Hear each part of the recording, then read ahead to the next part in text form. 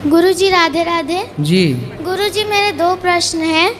पहला, एकादशी में सेंधा नमक खा सकते हैं? खा सकते हैं। और दूसरा, सीता माता रावण की बेटी कैसे थी? सीता माता किसकी बेटी? रावण। रावण की बेटी कैसे थी?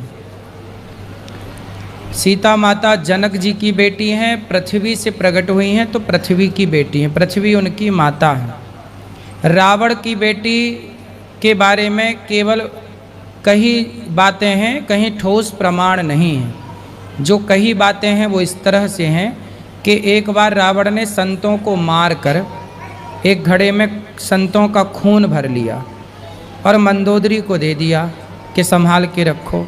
रात को मंदोदरी को लगी प्यास तो संतों का वह रक्त मंदोदरी पी गई।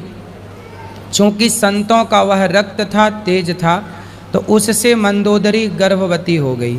ये जो बात हम बता रहे हैं इसका शास्त्रों में कहीं प्रमाण नहीं है, पर सुनी गई बातें हैं, परंपरा से चली आई तो आपको सुना रहे हैं। इसका कोई प्रमाण नहीं है इन बातों का, लेकिन प्रचलित है। तो रावण ने मंदोदरी वो खून पी करके गर्भवती हो गई। फिर उन्होंने रावण ने गर्जना की तो मंदोदरी का गर्भ गिर गया। उसी गर्भ को उसी घड़े में डालकर रावण ने उस घड़े को जमीन पर गाड़ दिया, जनक जी की जमीन पर। जब सोने का हल बनाकर जनक जी ने उसे खुदाई की तो वहाँ सीता मैया प्रकट हुई। तो इस भाव से रावण की बेटी माना जाता है।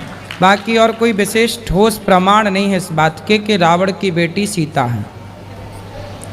और गुरुजी मुझे भगवत गीता चाहिए, पढ़नी है मुझे, तो यहाँ मिल सकती है? हाँ, सब जगह मिल जाती है बेटा, किसी भी पुस्तक की दुकान में ठीक है, मिल जाएगी। गुरुजी राधे राधे। जी।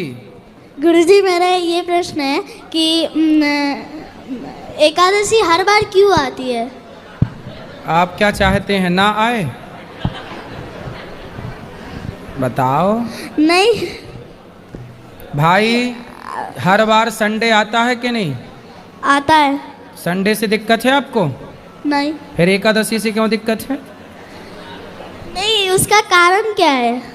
जैसे संडे, मंडे ये 7 दिन हैं, उसी तरह तिथियां भी 15 हैं, प्रतिपदा से लेकर अमावस्या तक। प्रतिपदा, द्वितीया, तृतीया, चतुर्थी, पंचमी, षष्ठी। 8 के बाद क्या आता है?